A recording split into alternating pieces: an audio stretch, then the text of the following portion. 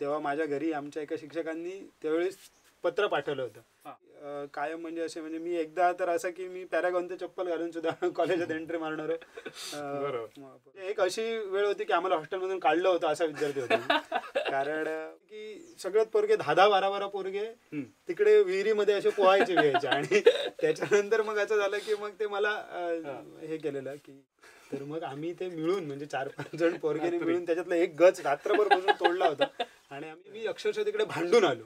भांडून आल्याच्या नंतर त्यांनी लगेच दुसऱ्या-तिसऱ्या दिवशी तो कार्यक्रम ठेवला. त्या लोकांनी सांगितलं नाही नाही ह्याला बाहेर काढा, हा कोण गावातून आलाय, कोण गावठी माणूस काय सांगतो. आम्ही इकडे जॉब करत होतो एक वर्षभर, तेव्हा खूप मोठं फ्रस्ट्रेशन आलेलं.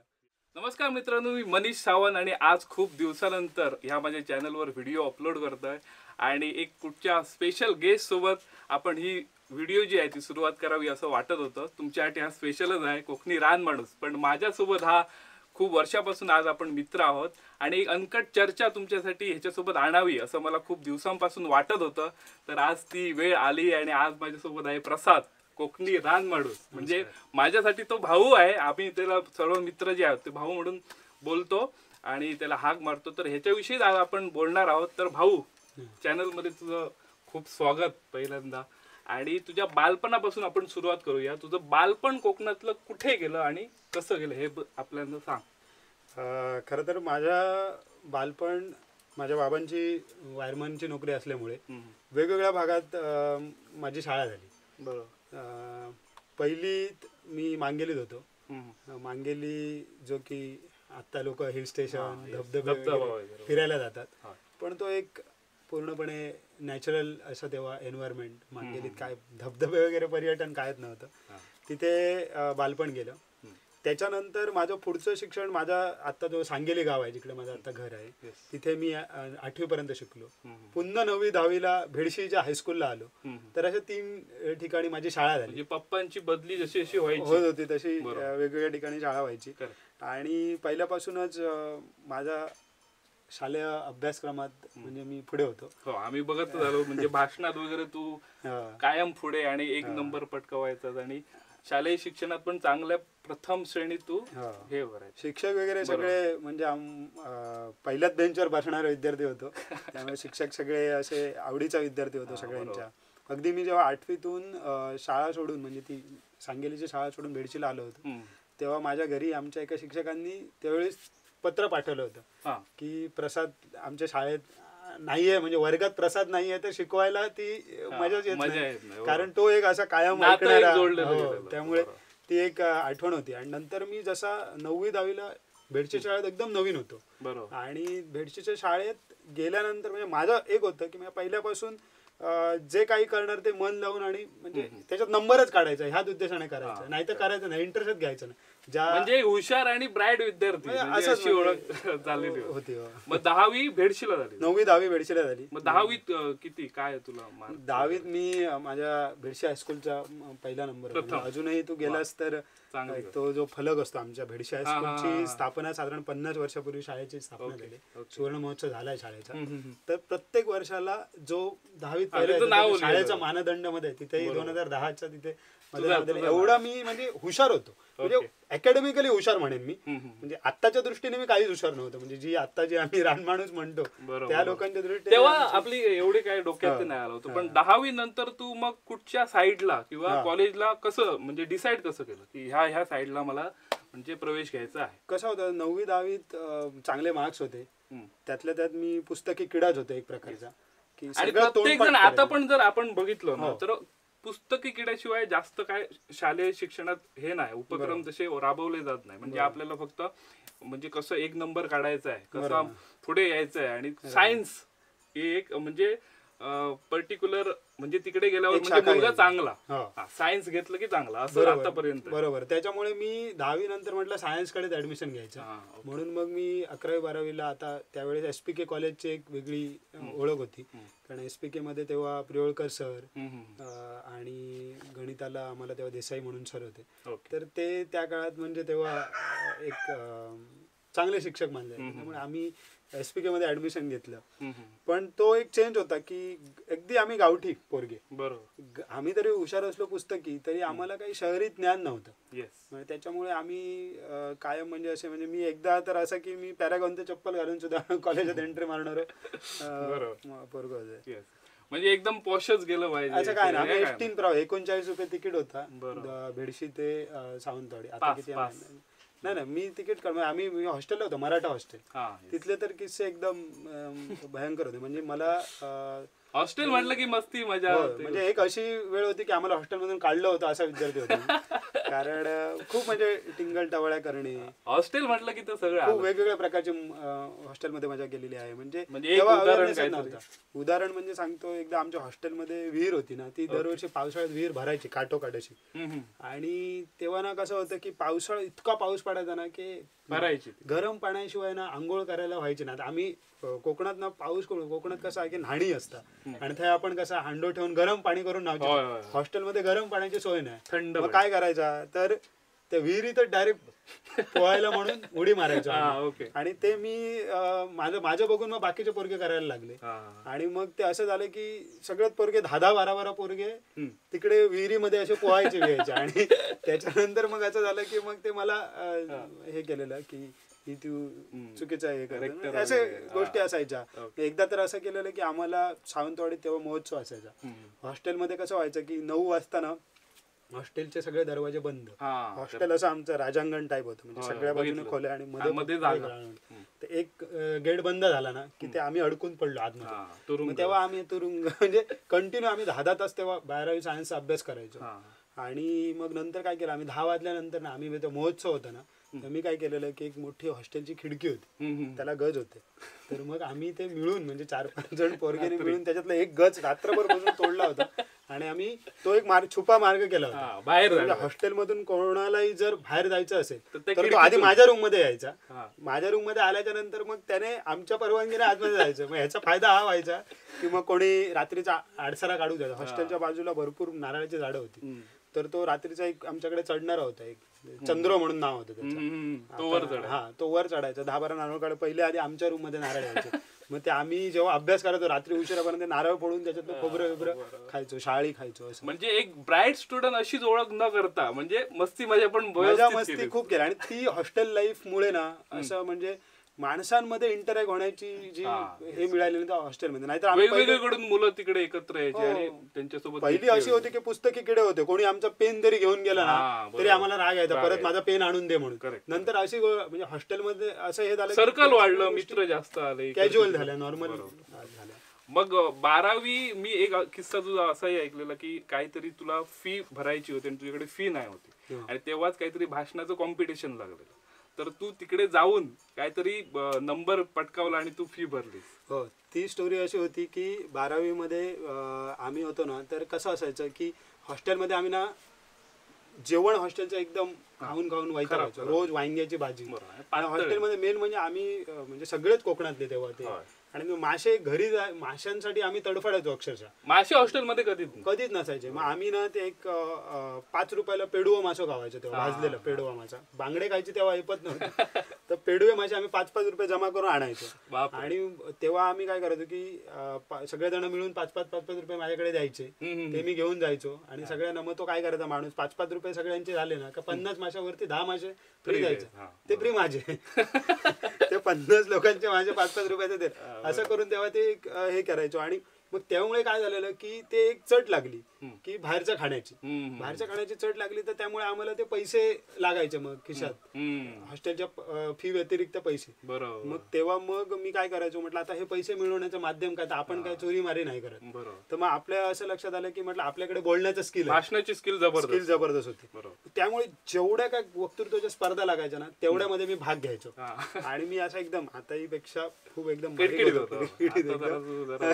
आणि त्याच्यानंतर एक जिल्हा लेवलची एक वक्तृत्व स्पर्धा लागली होती स्वच्छता समितीची. आणि नेमकं त्याच्यामध्ये पण मी अशी तयारी करून तुझ्यासारखा मित्र होता आदल्या दिवशी भाषण घेतलं त्याला सांगितलं प्रॅक्टिस घे तर त्याच्यात माझा 2 नंबर आला होता. असे काय प्रॉपर असे हे नव्हतं तयारी नव्हती आजच्या दिवशी कळलं अचानक 2 नंबर आला त्याचं 5,000 रुपये बक्षीस मिळणार होतं. 5,000 रुपये बक्षीस मिळणार होतं पण ती शेवटी सरकारी प्रोसिजर होती. ते बक्षीस यायला त्यांनी 15 दिवस गेले 20 दिवस मग तुझ्यासारखे माझे मित्र होते हे मोठं मरे सांगे होतं बक्षीस गावला खळा तुझं कधी इथे आमका पार्टी कधी इथे खाव असं सारखं टोचून बोलायचे. मग माझ्यातला तो एक कायम ना एक भांडण्याची वृत्ती होती कायम ते याला हे पैसे मिळालेच नाही कसे. मग कसं बाकी अशा संस्थेच्या वक्तृत्व स्पर्धा असल्या बक्षीस वितरण लगेच व्हायचं लगेच द्यायचं बक्षीस वितरण झालं नाही. मग मी शोधून काढलं शाळेमध्ये कॉलेजमध्ये ज्या गेलो जिथे वक्तृत्व स्पर्धा ते म्हणाले अरे हे गट विकास अधिकाऱ्यांकडे हे बक्षीस येणार आहे. मग मी डायरेक्ट तिथून गट विकास अधिकाऱ्यांकडे गेलो. मी एवढासा तेव्हा 11वीतला पोरगा गट विकास अधिकाऱ्याच्या समोर आणि इतके वरपर्यंत जाण्याचा कोण विचार पण नाही. गट विकास अधिकाऱ्याचे हे उघडलं साहेब बसले होते साहेब म्हटलं आम्ही असे वक्तृत्व साहेब म्हटलं नाही तुझ्या कॉलेजचं ते आलेलं आहे लेटर 5 दिवस वाट बघ नंतर. मग 5 दिवस वाट बघितली तरी नाही. मग मी एकदम मग तो म्हणजे गेलो म्हटलं असं कसं म्हटलं व्हायलाच पाहिजे आपल्या हक्काचं मिळालं तर. आणि मी अक्षरशः तिकडे भांडून आलो. भांडून आल्याच्या नंतर त्यांनी लगेच 2-3 दिवशी तो कार्यक्रम ठेवला. 5,000 रुपये बक्षीस घ्यायला 1 मिनिटासाठी गेलो बक्षीस घेतलं आलो आणि पोरग्यांबरोबर पार्टी केली. तर अशा म्हणजे ह्या गोष्टी आता त्या गोष्टी खूप वेडेपणाच्या किंवा असंस्कृत वाटतात पण त्या गोष्टी आम्ही तेव्हा नकळत आमच्या घडल्या केल्या. पण त्याच्यातूनही एक गोष्ट लक्षात आली की आपल्या हक्कांसाठी आपण भांडायला कुठच्या लेवलला जाऊ शकतो भांडू शकतो आणि वर पण पोटेन्शियल आपल्या लक्षात आलं. मग 12वीचं तुझं किती मार्कावर तू 12वीचा मी PCMचा मी तसा जिल्ह्यातला एक वन ऑफ द टॉप 10चा टॉपर होतो. पण एका टेक्निकल सब्जेक्ट मध्ये जिथे आम्ही फार अभ्यास नाही करायचो पण PCM कारण मी इंजिनिअरिंग साठी ट्राय करत होतो म्हणून तिथे माझा फोकस होता. तर माझ्या 12वीमध्ये 80% मला मिळाले.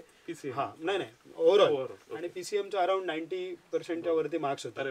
म्हणजे सायन्स मध्ये तू PCM मध्ये 90% मार्क्स होते. गव्हर्नमेंट कॉलेज मला मिळालं इंजिनिअरिंगला. इव्हन मला माझा एक मित्र होता भोपाल कांचे म्हणून तर त्याने त्याचं झालेलं एक SP म्हणून सरदार पटेल भवन्स कॉलेज म्हणून मुंबईतलं one of the top college आहे इंजिनिअरिंग. तर तिकडेही माझं हे त्याच्या म्हणजे माझं ऍडमिशन होत होतं कारण तो त्या कॉलेजला गेला होता. त्या कॅप राऊंडला त्याने मला तिकडे बोलवलं होतं पण माझी मुंबईत राहायची सोय नव्हती किंवा तेव्हा माझ्याकडे तेवढे पैसे नव्हते ओपन कॅटेगरीमध्ये असल्यामुळे ती फी भरणं मला शक्य नव्हतं. त्यामुळे मग मी ते कॅन्सल करून पुन्हा औरंगाबादलाच ऍडमिशन घेतली. तो एक किस्सा आहे की म्हणजे त्या किस्स्यातून मला लक्षात आलं की आपण ग्रामीण भागातले लोक पैशामुळे आपण कसे मागे राहतो. तर झालं असं की मला मिळालेली भवन्स कॉलेजला ऍडमिशन तर तिथे मी ज्यावेळेस गेलो कॉलेजच्या ऍडमिशनला म्हणजे कॅप राऊंड नंबर 4 असतो तो काउन्सिलिंग राऊंड म्हणतात त्याला की 4 फक्त जागा शिल्लक होत्या आणि त्या 4 जागांसाठी सबंध मुंबईतली टॉप क्लास कॉलेजची मुलं काही जणांनी IIT वगैरेचं ज्यांनी क्लासेस घेतलेले ती मुलं तिथे आणि आम्ही ग्रामीण भागातला मी इथे शिकलेला दोडामार्ग मध्ये शिकलेला मुलगा तिथे त्यांच्यासोबत जाऊन बसलो. आणि त्यावेळेस तिथे जाऊन लक्षात आलं की माझ्याकडे 2 तास होते आणि माझ्याकडे कागद एकही नव्हता डॉक्युमेंट्स कारण माझे सगळे डॉक्युमेंट होते गावाकडे आणि मी होतो औरंगाबादवरून देवगिरी एक्सप्रेस पकडून सकाळी 6 वाजता आलेलो आणि तिथे आल्यावर कळलं की सगळे डॉक्युमेंट लागणार आहेत. मी सगळे डॉक्युमेंट मागवून कसे घेणार कारण माझे पप्पा माझे तेव्हा म्हणजे ते 7वी शिकलेले पण त्यांना सुद्धा गावात ओळखी होत्या. त्यांनी जाऊन विचारलं मोबाईल पण एवढे मोबाईल नव्हते स्कॅन केलं फक्त कॉलिंग एवढेच मोबाईल होते पण तेव्हा फॅक्स ही सुविधा होती. तर माझ्या बाबांनी तिकडे मी जवळच एक फॅक्स मशीन बघितलं त्यांनी मला फॅक्स करून सगळे कागद पाठवले. मी फॅक्स करून कागद घेतले त्यांचे झेरॉक्स मारल्या. तिथे एका माणसाच्या ओळखीने आम्ही तिकडे सह्या घेतल्या त्याच्यावरती अटेस्टेड केलं. तेव्हा सेल्फ अटेस्टेड नव्हतं तेव्हा कोणीतरी कार्यकारी कोणीतरी एक्झिक्युटिव्ह लागायचं अटेस्टेड ट्रू कॉपी करून घेतल्या. तर ट्रू कॉपी केल्यानंतर मी ते कागद सबमिट केले आणि अनायासे माझा नंबर लागला. काउन्सिलिंग राऊंड मध्ये बसलो. मी समजत होतो की मार्क्सला किंमत आहे पण तिथे माझी एक चूक झाली की मार्क्सला नाही पैशाला जास्त किंमत असते. कारण माझ्या तिकडे मार्क्स मध्ये माझा राऊंडला माझा नंबर आला. मी आलो तिकडे सही करायला की म्हणाले प्रसाद तुझा नंबर आलेला आहे तुला ब्रँच भेटली आहे सिव्हिल सिव्हिल इंजिनिअरिंग SP कॉलेजला ब्रँच माझा नंबर लागला. मी तिकडे हे भरायला जातोय, फॉर्म भरायला जातो, तर म्हणाले DD कार्ड पटकन 45,000चा. 45,000. हो. मी म्हटलं अरे नंबर सीट तर मला भेटली आहे ना. मी म्हटलं आता का म्हटलं आजच शक्य नाही लगेच पैसे पाठवणं, कारण एकाच वेळी बँकेतनं 45,000 रुपये ATM मधून तेव्हा ट्रान्सफर झाले नसते, मला काढता आले नसते जरी ट्रान्सफर झाले असते तरी. तर मग तेव्हा तो प्रॉब्लेम झाला. मग मी त्यांना सांगितलं की म्हटलं उद्या परवा मी आणून देईन. तर त्यावेळेस ते मान्य नाही झालं त्यांना. मग माझ्या समोर 50 लोकांचा क्राऊड बसलेला आणि माझी ऍडमिशन झाल्यानंतर 49 लोकांना जायला लागणार होतं घरी. त्यावेळेस मी सगळ्यांना आवाहन केलं पुढे येऊन की मी ग्रामीण भागातला आहे, माझी अशी व्यथा आहे. मी म्हटलं माझं जर ऍडमिशन, मला जर सीट नाही मिळाली तर नेक्स्ट माणसाला सीट मिळणार, त्याने तर पैसे आणले तो घेऊन जाणार, पण जो इकडे 50वा माणूस भेटलाय, मागचे जे काही माणसं बसली आहेत त्यांना ऍडमिशन भेटणार, तर तुमचं DD प्लीज मला द्याल का, मी हे पैसे. तर त्या लोकांनी सांगितलं नाही नाही ह्याला बाहेर काढा, हा कोण गावातून आलाय, कोण गावठी माणूस काय सांगतो, आम्ही इकडे मोठमोठे शहरांमध्ये क्लासेस करून आमच्या मुलांना शिकवतो, हा इथे येऊन ऍडमिशन घेणार. मदतीला कोणी झालेलं नाही. तुमची परिस्थिती तुमच्याच माणसाला रिअलाइज करू शकतात. तू किती बुद्धिमान आहे, किती तू पुढे जाणार आहे हे काय नाही. आज मी पैसे कमवून होते, ऑफिसर झालो ना, तर मला जो माझ्या गावातला माणूस जो माझ्या 5 रुपयाची अपेक्षा न ठेवता मला त्याच्या घरी आज या मातीच्या घराकडे बसलो ना, ही म्हातारी आजी मला जेवण वाढेल. पण आज मी मुंबईमध्ये एका सावकाराच्या घरासमोर गेलो, मला माझी आयडेंटिटी प्रूव्ह करायला लागेल की मी चीफ इंजिनियर आहे, तर तो मला जेवण वाढेल. तो मला गरीब म्हणून जेवण वाढणार नाही, कारण मी त्याच्या स्टेटसचा नाहीये. हे मला तेव्हा लक्षात आलं. तेव्हा मी नर्वस होऊन भांडलो तिथे, म्हटलं काय नाही पैशाचं सगळं. पण माझी औरंगाबादची ऍडमिशन तिकडे फिक्स होती, मी पुन्हा तिकडे गेलो. बरोबर. म्हणजे हा पण एक अनुभव तुला की नक्की काय कसं जग चालतंय. मग तू हा जो शैक्षणिक प्रवास होता ना, तेव्हा आता तू आम्ही सगळे ओळखतो तुला एक कोकणी रान माणूस म्हणून, पण जो शैक्षणिक तुझा प्रवास होता तेव्हा तू काहीतरी डिसाईड केलेलं की मनामध्ये की मला असंच एक व्हायचं आहे, असंच ह्या क्षेत्रातून जाऊन असं बनायचं आहे, ह्या पोस्टला जायचं आहे, असं काय तुझं डिसाईड होतं का? डिसाईड म्हणजे कसं होतं की इंजिनिअरिंग काय करायचं, तर इंजिनिअरिंग करायचं हे डिसाइडेड झालं. तेव्हा ते एक फेडच, कारण बरोबरचे सगळे म्हणजे माझ्या बरोबरचे सगळे मुलं इंजिनिअरिंग फील्ड मध्येच गेले. आम्ही जे काही टॉप 10 होतो ना आमच्या क्लासमधले किंवा वर्गातले, ते सगळे आम्ही इंजिनिअरिंग चांगल्या कॉलेजला. त्यामुळे त्याच फ्लो मध्ये मी सुद्धा होतो. माझ्यातले वेगळे स्किल्स होते याची जाणीव मला नंतर झाली, इंजिनिअरिंग नंतर झाली, काहीतरी आपण वेगळं करू शकतो. पण तोपर्यंत आपण त्याच एका स्पीड मध्ये, त्याच एका फ्लो मध्ये तेवढेच होतो. म्हणजे इंजिनिअरिंग पासआउट कधी केलं? इंजिनिअरिंग मी 2016. पण ती पण अशी स्टोरी आहे की माझ्या कॉलेजमध्ये मी फार कमी राहिलो, कारण औरंगाबादचं वातावरण जमायचं नाही. म्हणजे एका कोकणामध्ये राहणाऱ्या माणसाला बाहेरचं कुठचं इट इज लाईक की तुम्ही वाळाडेग्याच्या किंगफिशरला उचलून तुम्ही काहीतरी वाळवंट नेऊन ठेवलं, म्हणजे ते एक होतं. पण म्हणून मी औरंगाबाद तिथल्या लोकांना हे ठेवणार नाही, कारण तिथल्या लोकांमध्ये जे कष्ट करण्याची आणि मूळ म्हणजे तिथल्या मुलांमध्ये जी कष्ट करण्याची जी आहे, आज तू बघशील तर आपल्याकडे एवढं आहे, पण आपली मुलं काय करतात, आपली मुलं कुठेतरी मुंबई पुण्यात जाऊन जॉब करतात. पण तिथली मुलं इतक्या निगेटिव्ह कंडिशनला, इतक्या दुष्काळात राहून सुद्धा तिथली मुलं तिथल्या भागामध्ये काहीतरी करण्याचा प्रयत्न करत होती. हा जो गुण आहे ना त्यांचा, तो मला इथे कोकणामध्ये मी मग इथे का नाही करू शकत? जर इथल्या दुष्काळी वातावरणामधली मुलं जर इथे राहून काहीतरी करायचं म्हणतात, कारण मग इथे एवढं सगळं आहे, मग आम्ही मायग्रेट का व्हावं? खरं तर बिहारी लोक मायग्रेट होतात ना, त्यांना आपण नावं ठेवतो परप्रांतीय म्हणून. मग कोकणातला माणूस भिके कोणापासून जाऊन बँड्राला राहतो 600 किलोमीटर, तो परप्रांतीय नव्हे का? तू तुझ्या गावामध्ये काही प्रूव्ह करू शकला नसतास का? एवढी छान जागा आहे तिथे तू स्वतःला सर्वाय नाही करू शकत का?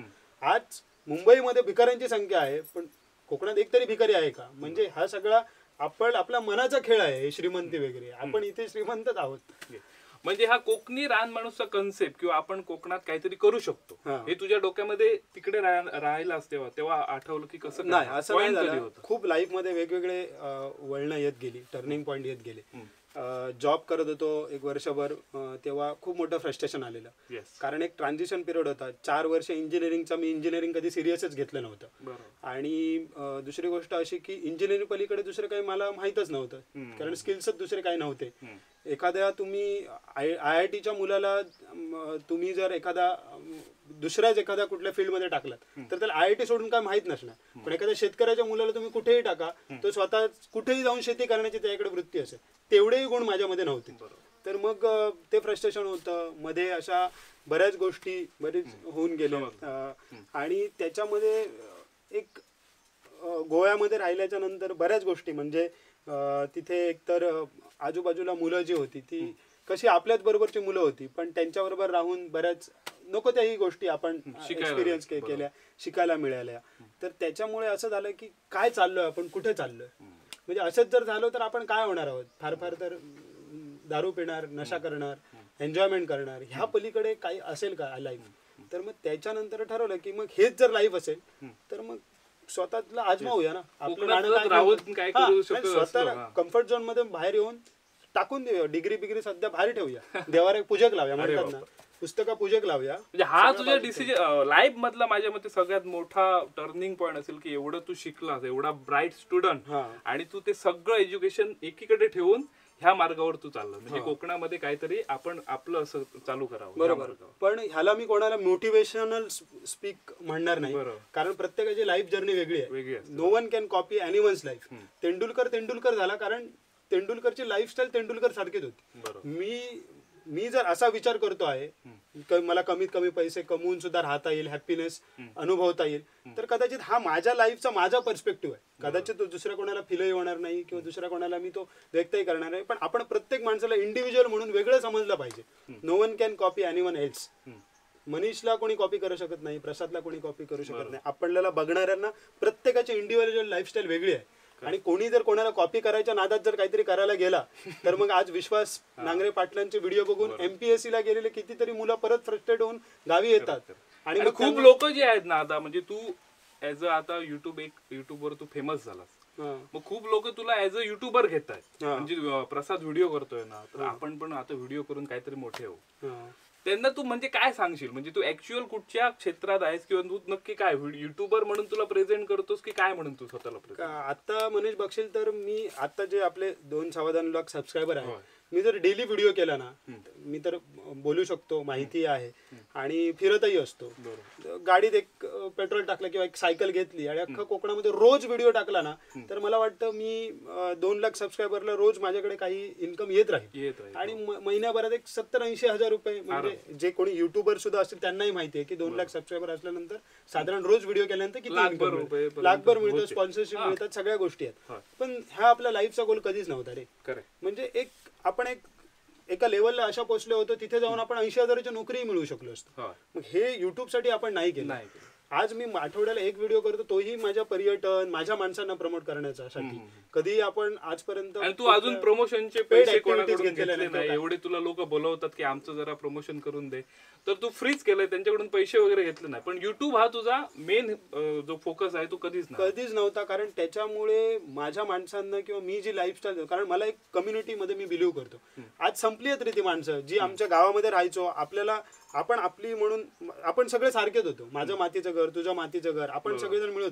आपण एकमेकांना गरीब किंवा तू हिंदू, तू मुस्लिम, तू अमुक जातीचा, तू तमुक जाती म्हणून ओळखत नव्हतो. आपण माणूस म्हणून, एक कम्युनिटी म्हणून कोकणात एकत्र राहत होतो आणि आपलं छान चाललं होतं. आज ही कम्युनिटीज बिघडत चाललेली आहेत. आज मी इंजिनियर, तू डॉक्टर, तू अमुक, तू तमुक, तुझ्याकडे ही गाडी, माझ्याकडे ती. ह्या कॉम्पिटिशन मध्ये आपण आपलं माणूस पण हरवत चाललेलो आहोत. ह्युमन व्हॅल्यूज संपत चाललेलं आहे. आणि एक सिंपल गोष्टीवरूनच आपल्याला समजतं की आता आपण ह्या मातीच्या घरा मागे बसलोय.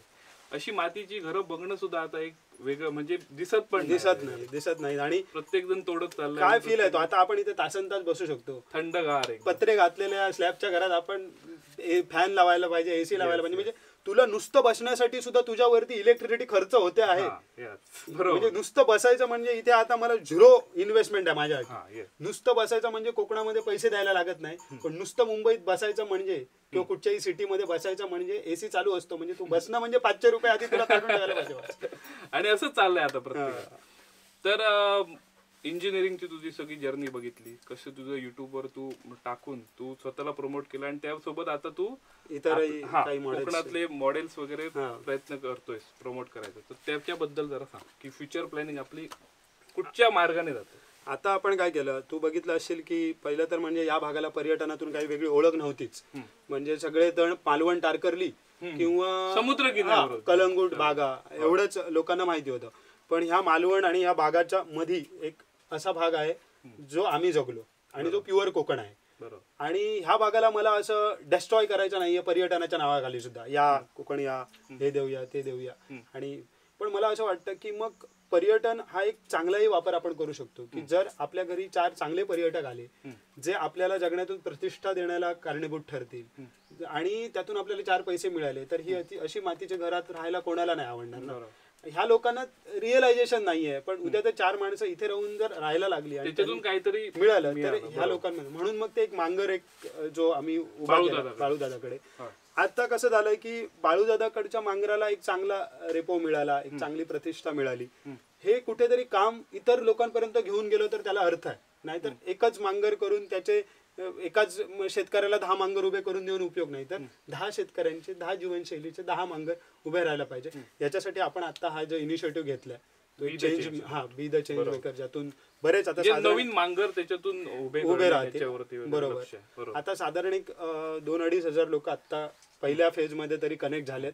त्यांना घेऊन तुला हे मांगर उभे करण्यासाठी तू किती पण फंडिंग मागू शकला असतं ना. मग हे ठराविकच माणसं म्हणजे अगदीच म्हणजे कसं आता 2 लाख तुझे सबस्क्रायबर आहेत त्यांच्याकडून जर तू सांगितलं तरी मी तुला गॅरंटी देऊ शकतो 50-60 लाखापर्यंत इझिली तुझ्या अकाउंट मध्ये येतो. एवढी तुझ्या लोक मानतात आणि तुझ्या विचारांना फॉलो करतात. मग तू थोडकेच लोकांना काय, कारण जी माणसं मला मानतात आणि माझ्या विचारांना फॉलो करतात त्या माणसांचा तो विश्वास मला गमवायचा नाहीये. कारण त्यांनी एक जेन्युइन पर्सन म्हणून, प्रामाणिक माणूस म्हणून मला आजपर्यंत सपोर्ट केलेला आहे.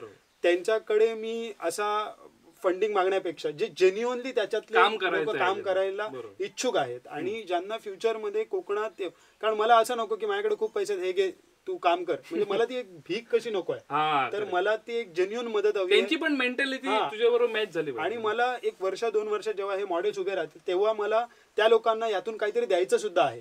काहीतरी पर्यटन म्हणा, त्यांना काही बेनिफिट्स म्हणा, ते जेव्हा इथे येतील तेव्हा आता जे आमच्याकडे ज्ञान आहे, आमच्या लोकांकडे जे इंटेलेक्च्युअल प्रॉपर्टी आहे ते दुसऱ्यांना देणं हा सुद्धा एक हेच आहे ना. तुम्ही एखाद्या ठिकाणी फिरायला जाता तेव्हा जेव्हा पैसे देता तेव्हा गाईडला तुम्ही काहीतरी चार्जेस देता.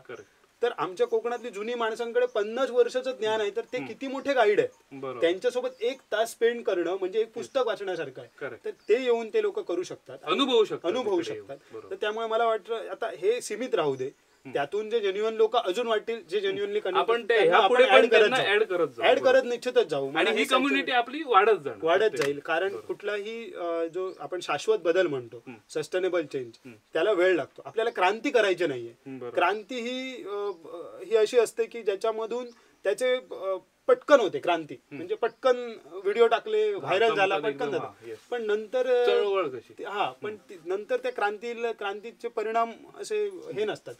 सस्टेनेबल जर कम्युनिटी वाढत गेली तर त्याचे दूरगामी परिणाम होतात आणि त्यातून लोक शिकत जातात. बरोबर. असं काहीतरी करण्याचा विचार. अजून एक माझा पॉइंट असा होता की कोकणातल्या लोकांना का समजत नाही की कोकण हे म्हणजे स्वर्ग आहे किंवा कोकणात पण पर्यटन चांगलं होऊ शकतं. पर्यटन म्हटलं की तुझी जी आयडिओलॉजी आहे, तुझे विचार आहे ते पटकन समजणारे नाहीत. आता आम्ही खूप वेळ तुझ्या सोबत वर्ष घालवलीत, आम्हाला पण आता ते पटतंय. पण तू म्हणतो जेव्हा पर्यटन, तेव्हा लोक काय विचार करतात की 5 एकर माझी जमीन आहे, पूर्णच्या पूर्ण उडूया आणि 10 रिसॉर्ट घालूया आणि पर्यटनाला सुरुवात करूया. आयडिओलॉजी का समजत नाही आणि तुझी आयडिओलॉजी नेमकी काय, म्हणजे कोकणातली काय तुला नक्की म्हणजे? खरं तर माझी आयडिओलॉजी समजून घ्यायला, पर्यटन समजून घेण्याआधी कोकण समजून घ्यायला पाहिजे. जे कोकण आपण 20 वर्षापूर्वी बघितलं होतं. बरोबर. आता आपण 20 वर्षापूर्वी आपल्या जेव्हा बालपणी आपण बघितलं की एक सकाळ, ज्या सकाळ आपल्याला कोंब्याच्या आरवण्याने व्हायची, सगळ्या पक्ष्यांची, कसा तो सनरेज होते, कशी ती वातावरण होतं, आजूबाजूला मस्त झाडं होती, हे सगळं आपण पर्यटकांसाठी ठेवलं होतं का? कोणासाठी होतं ते? आपल्यासाठी. आपण जे कोकण अनुभवलं होतं ते कोणाला विकण्यासाठी ठेवलं होतं का? ती का बाजारात ठेवलेली वस्तू नव्हती कोकण. ते माझं कोकण होतं जे मी अनुभवत होतो. तर लोकांनी ते स्वतः अनुभवणं हे आधी पहिल्यांदा केलं पाहिजे. डिस्ट्रक्ट न करता त्यांनी फक्त स्वतः घेऊन त्यांनी अनुभव. मला ती माणसं जास्त आवडतात. आताही आपण ज्या माणसांना कनेक्ट होतोय ती लोक माझ्याकडे आलेली नाहीयेत की प्रसाद माझा मांगरा, माका पर्यटन करूचा, माका जरा भितूर तुझ्या ह्याच्यात घे, असं नाही. मी जाऊन त्यांना आयडेंटिफाय करतो की हा माणूस कसा जगतो. ती रानातली पाखरं आहेत, ती अशी छान जगतात आहेत, मस्त जगत आहेत, ते आपली शेती करत आहेत, ते आपला निसर्ग घालत आहेत. ती माणसं आता थकली आहेत रे.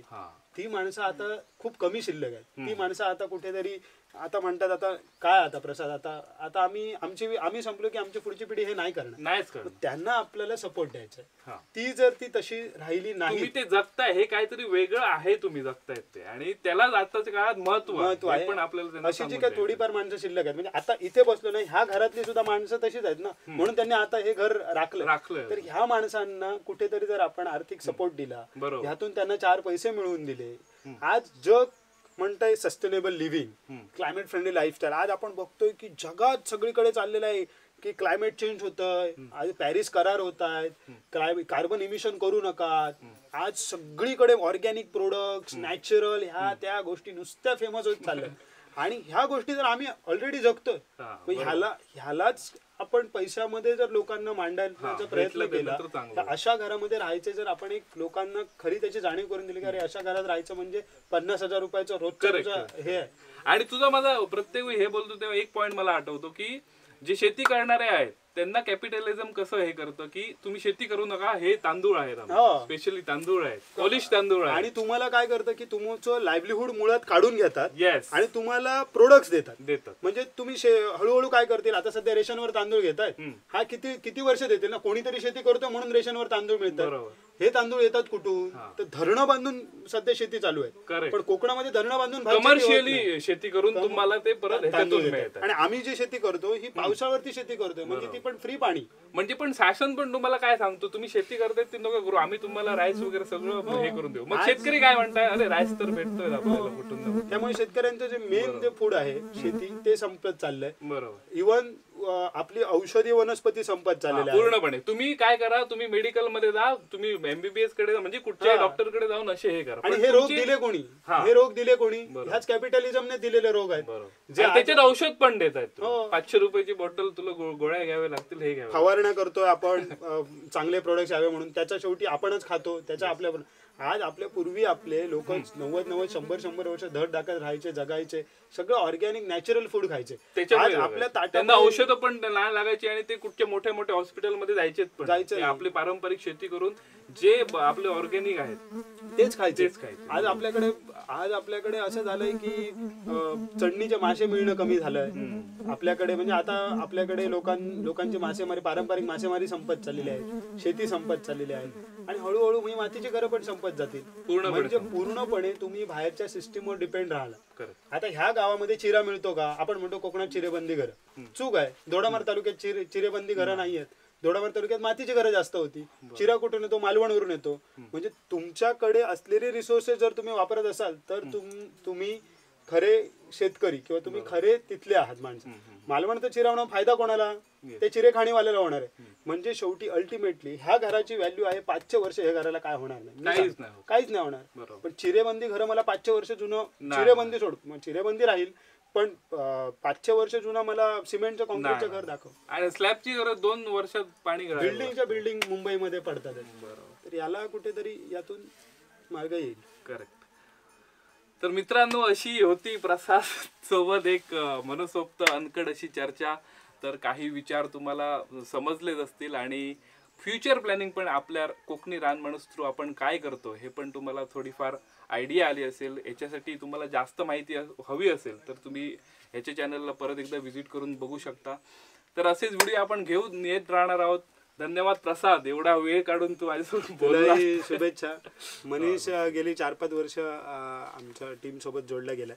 खरं तर मनीष आणि आम्हीच टीम आहोत. तसं काय वेगळी काय टीम म्हणजे काय बाहेरची माणसं याच्यात नाही आहेत. आणि जी खरं तर मुलं आजही कोकणात राहून काहीतरी प्रयत्न करत आहेत. आज मी बघतोय की बाहेरून येत आहेत, कोकण थोड्या वेळासाठी दाखवतात आणि फक्त दाखवायचं म्हणून दाखवतात, युट्यूबवरती चॅनल काढतात, पैसे मिळवतात, निघून जातात. आणि पुन्हा काय प्रमोट करतात आहेत तर मोठमोठ्या गाड्यांमधून फिरणं आणि लक्झरीज प्रमोट करतात कोकणात येऊन. पण ही अशी काही मुलं आहेत जी जेन्युअनली 5 वर्ष 6 वर्ष मी बघितलं त्यांना स्ट्रगल करतायत आणि ते खरोखर कोकणात राहतात. तर अशांनाही आपल्याला सपोर्ट करायची गरज आहे आणि त्याच्याही चॅनलला तुम्ही सपोर्ट करा. चॅनललाच नाही तर कामालाही सपोर्ट करा. आणि कामाला सपोर्ट करणं हे खूप महत्वाचं आहे, कारण की आपल्याला कोकणची जी परंपरा आहे ती अशीच अबाधित ठेवायची आहे आणि त्याच्यासाठी आम्ही प्रयत्न करतच राहणार. तुम्ही पण आम्हाला सहकार्य जसं होईल तसं करा. भेटून पुढच्या एपिसोडमध्ये. तोपर्यंत चॅनलला सबस्क्राईब करा. धन्यवाद.